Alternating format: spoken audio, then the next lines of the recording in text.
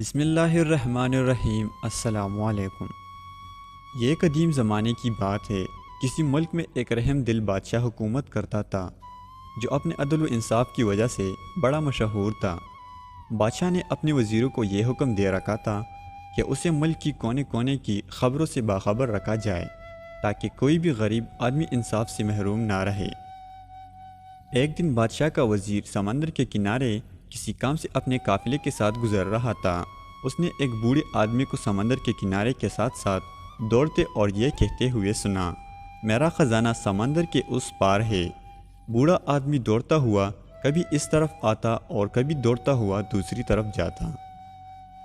وزیر بوڑھے کی یہ بات سن کر بڑا حیران ہوا۔ اس نے سوچا کیوں نہ اس بوڑھے آدمی کو پکڑ کر اس کے خزانے کا پتہ معلوم کروں۔ وزیر نے اس بوڑھے آدمی کو قید کر دیا اور بادشاہ کو اس بات سے بے خبر رکھا۔ کئی دن گزرنے کے بعد بھی وزیر اس بوڑھے آدمی سے خزانے کا پتہ نہ پوچھ سکا۔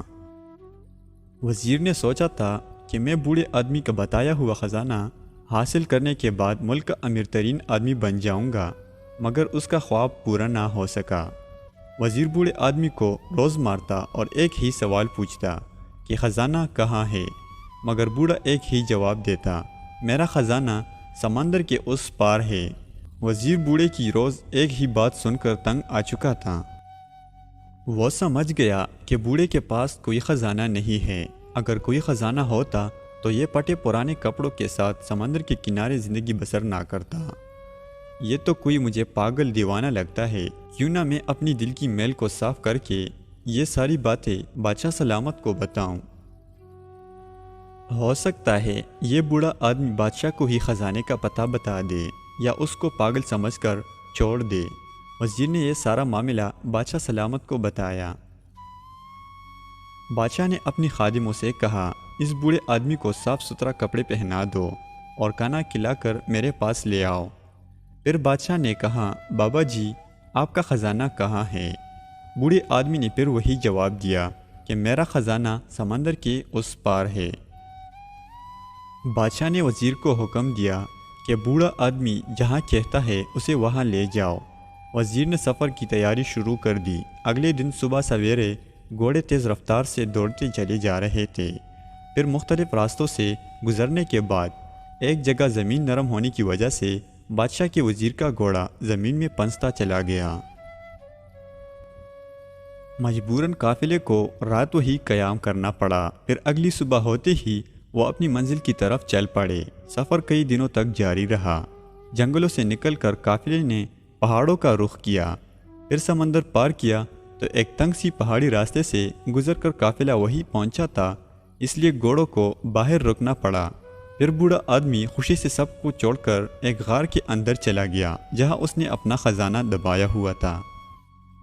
غار کے اندر جا کر بوڑھے آدمی نے قافلے والوں کو آواز دی، آ جاؤ میرے ساتھیو، خزانہ مل گیا ہے۔ جب غار کے اندر آ کر قافلے والوں نے پٹے پرانے ڈھیر ساری کتابوں کو دیکھا تو وہ حیران ہوئے، کیا اس بوڑھے آدمی کا یہ خزانہ ہے؟ مگر قافلے والے کر بھی کیا سکتے تھے۔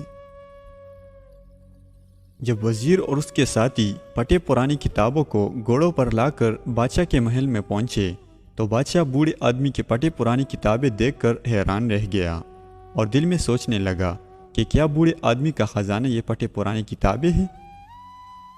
مگر بادشاہ عقل مند تھا۔ اس نے بوڑھے آدمی سے پوچھا، بابا جی آپ ان کتابوں کی قیمت مجھ سے کیا لیں گے؟ بوڑھے آدمی نے جواب دیا، میں یہ کتابیں کسی قیمت پر نہیں بیچوں گا، کیونکہ یہ کتابیں میرے بزرگوں نے اپنے بزرگوں سے لی تھیں۔ بادشاہ بوڑھے آدمی کی بات سن کر بڑا حیران ہوا۔ بادشاہ نے ایک مرتبہ پھر بوڑھے آدمی سے کہا، آپ مجھ سے ان کتابوں کی بدلے میں آدھی بادشاہت لے لیں، کیا آپ کو یہ سودا منظور ہے؟ بوڑھے آدمی نے پھر سے کتابیں دینے سے انکار کر دیا۔ بادشاہ نے بوڑھے آدمی کو ہر طرح سے آزما لیا۔ بوڑھے آدمی نے آخر کار کہا کہ بادشاہ سلامت، اگر آپ مجھے ساری بادشاہت بھی دے دیں تب بھی میں اپنی بزرگوں کی امانت آپ کو نہیں دوں گا۔ بادشاہ بوڑھے کی بات سن کر بے حد خوش ہوا اور کہا کہ علم بہت بڑی دولت ہے۔ بادشاہ نے بوڑھے آدمی کی شاگردی اختیار کر لی اور ایک عالم کا شاگرد کہلوانے میں فخر محسوس کیا۔ بے شک درخت اپنی پل سے اور انسان اپنی علم سے پہچانا جاتا ہے۔ دوستو، عمدہ قسم کے سبق آموز واقعات و حکایات کے لیے آج ہی ہمارے یوٹیوب چینل سبسکرائب کریں اور ساتھ میں بیل کا آئیکن بھی دبا دیں تاکہ ہمارے ہر نئی آنے والی ویڈیو کی نوٹیفیکیشن آپ کو سب سے پہلے مل سکے۔ شکریہ۔